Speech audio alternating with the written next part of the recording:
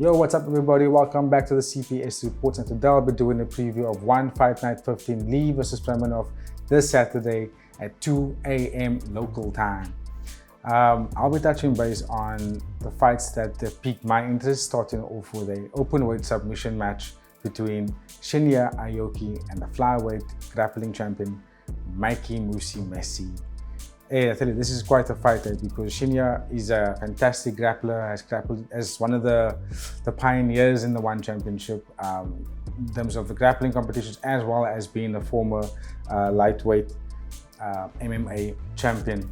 Look, he's 40 years old, so he's come to the point where he's at the end of his career in my mind, coming off 3 losses, but 3 losses to up and coming, and one of them is the current champion, goes by the name of Cade Rotolo.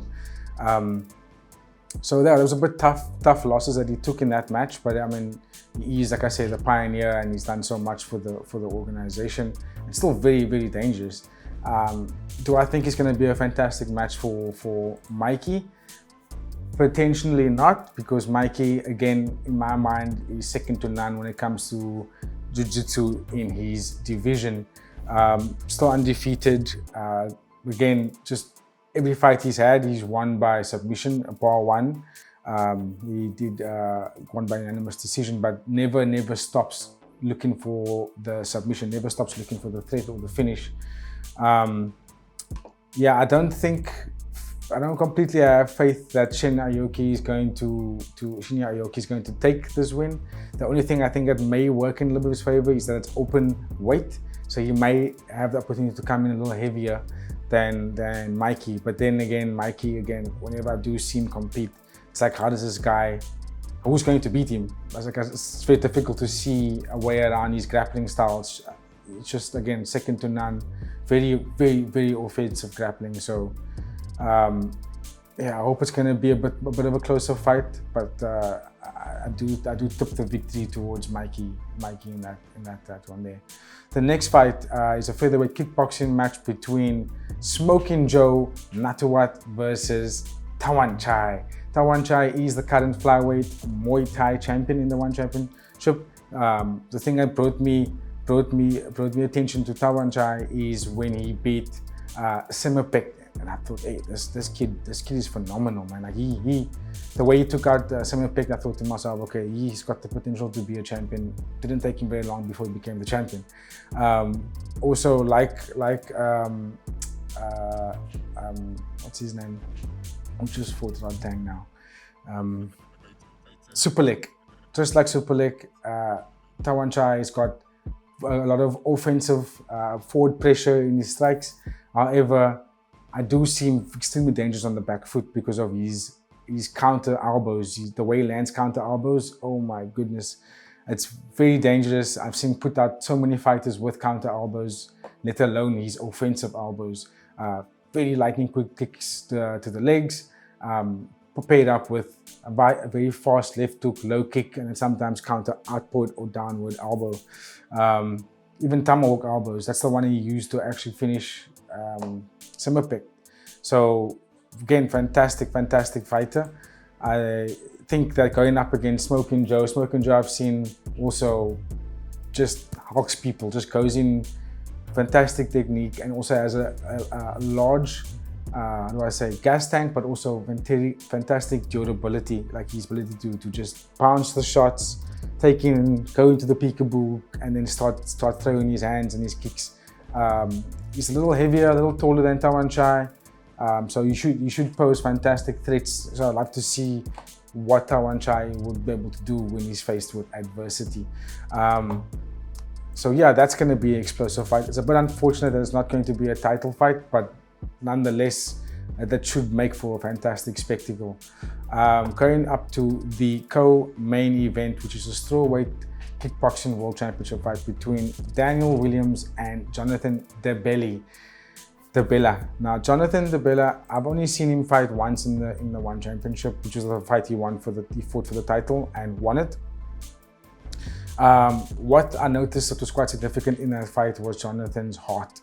He had the ability to take very, very powerful punches, get rocked, come back, put on a masterful clinic, outland his opponent, and also taking the victory by landing more damaging shots, controlling the fight, dictating where it needs to go, has a good gas tank, has good speed.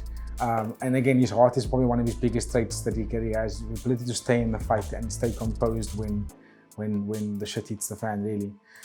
His opponent, Daniel Willams, again, like Shenya, Daniel Willams is a pioneer of the sport, has gone back and has fought the who's who in the one championship, fights against Super League, fights against Rod Tang. This guy has gone like wars with these oaks.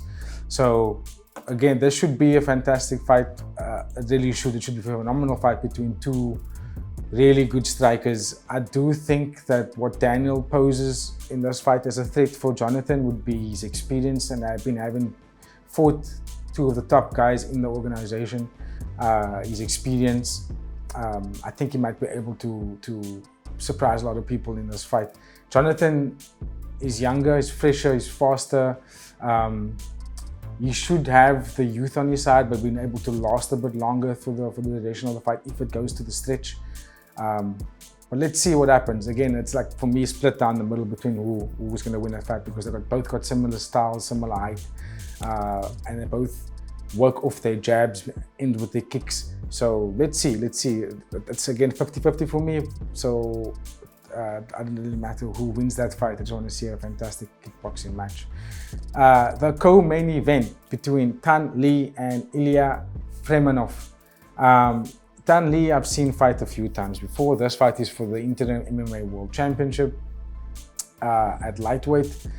Yeah, Tan Le, again, good kickboxer, phenomenal kickboxer, good wrestling, good ground and pound. He's got good scrambles. Every time he gets taken down, his ability to scramble and get back up is fantastic, and he has brilliant knockout power.